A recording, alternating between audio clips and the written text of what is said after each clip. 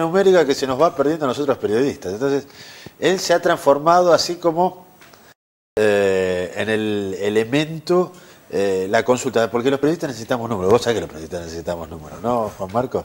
¿Qué tal? Gracias, Rubén, por la invitación. Y bueno, no, gracias a vos por venir. Creemos que una de las funciones que tenemos las asociaciones de consumidores, poder no solo reclamar y quejarnos cuando las relaciones de consumo siguen siendo conflictivas, como seguramente siempre lo van a hacer, sino también proponer y informarnos previamente, informarnos con fuentes previas o informarnos con fuentes propias, o con fuentes secundarias. Por eso es importante plantear que la defensa de los derechos del consumidor tiene que ver con todo eso y bueno, es lo que tratamos de hacer humildemente.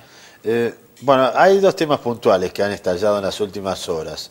Uno es el aumento de boleto que ya está vigente. Ustedes están viendo este programa, ya ustedes están pagando el nuevo precio del boleto, 3 pesos con 20 la unidad a partir de la compra de 2 viajes. A ver, ¿qué podemos entender de esta construcción del precio del boleto? ¿Cuál es la primera referencia? ¿Qué es lo primero que vos buscás? ¿Cuál es la primera idea que tenemos que tener nosotros para tratar de comprender esto?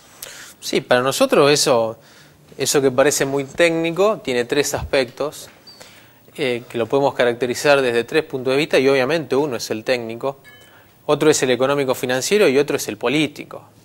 Este último que nombré, si se quiere, es tanto el principio como el final de la tarifa, porque salvo este aumento, los anteriores han sido tarifas políticas, donde el Consejo Municipal resolvía una tarifa que en muy pocas oportunidades, o yo diría nunca desde que tengo memoria, era el precio que indicaba el estudio de costos. La intendenta tiene las facultades delegadas desde diciembre del año pasado, aplicó 2 aumentos de tarifa y me parece que esta es la menos política, es la más técnica y para nosotros eso plantea un escenario complicado para el usuario, porque significa que siempre vamos a seguir pagando los platos rotos de la ineficiencia en la prestación del servicio de transporte urbano de pasajeros en Rosario, el último eslabón de la cadena. El problema técnico nosotros lo vemos en la construcción del estudio de costos, en que falta una variable que contempla la situación nuestra. Es decir, el estudio de costos, que además es un estudio de costos que se hace en base a todas las, a las 3 operadoras del sistema, la única estatal pura, la mixta y la única estatal y la única privada, totalmente privada, Rosario Bus, en donde hay distintos niveles de eficiencia. La de los colectivos amarillos es una empresa rentable y eficiente. No con esto quiero decir que estoy de acuerdo con la postura del concejal López Molina. Los corredores más rentados. Exactamente. Más rentables. Totalmente. Y estamos pagando la ineficiencia de la Semtur. Que la Semtur es ineficiente. Hay gastos fijos que no son los mismos.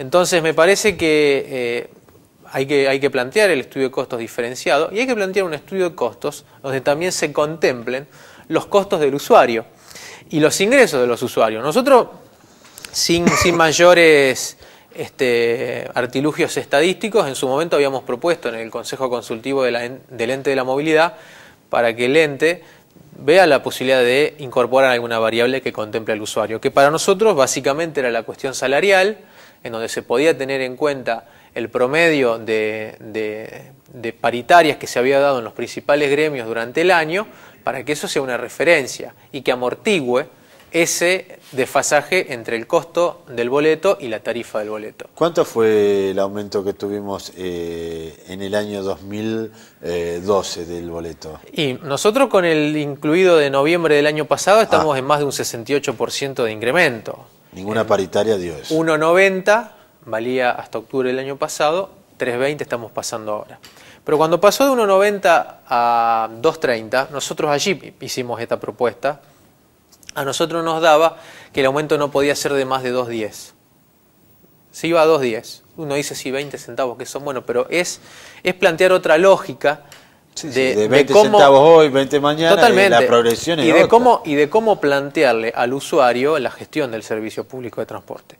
Y luego lo que nosotros también decimos, que tiene que ver con lo último, con lo económico y financiero, que vamos a seguir discutiendo hasta el cansancio quiénes son los que tienen que poner la plata. A nuestro entender la tienen que poner los 3 niveles del Estado.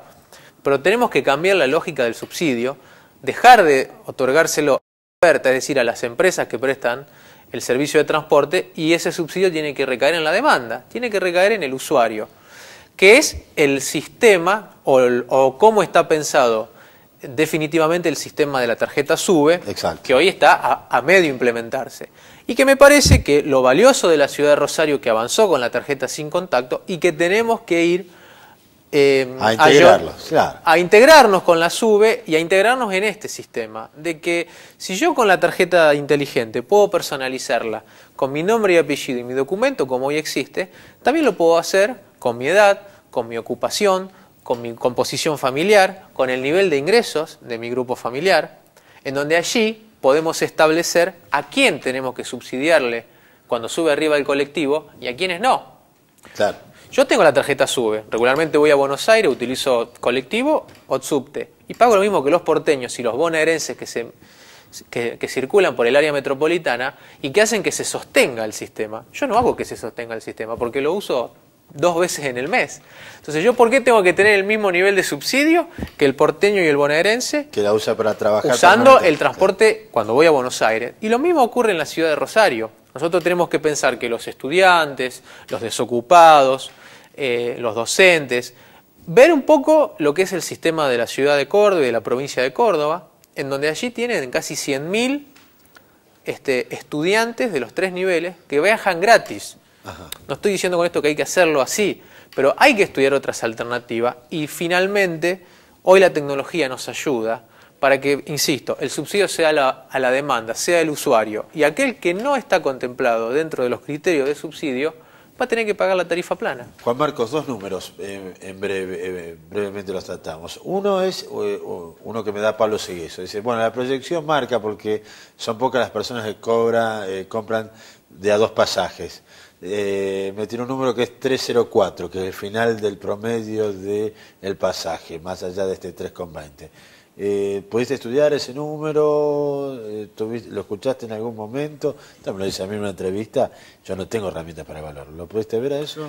La verdad que no, y que tiene que ver con el otro punto, que a nosotros nos parece a veces situaciones y posiciones perversas del municipio con respecto a las de consumidores, que se llenan la boca hablando de participación ciudadana y nosotros nunca hemos podido discutir absolutamente nada en el Consejo Consultivo del Ente de la Movilidad. Es más, el viernes pasado, el viernes 12 de octubre, había reunión del Consejo Consultivo, nosotros decidimos no ir y vamos a evaluar si vamos a seguir yendo.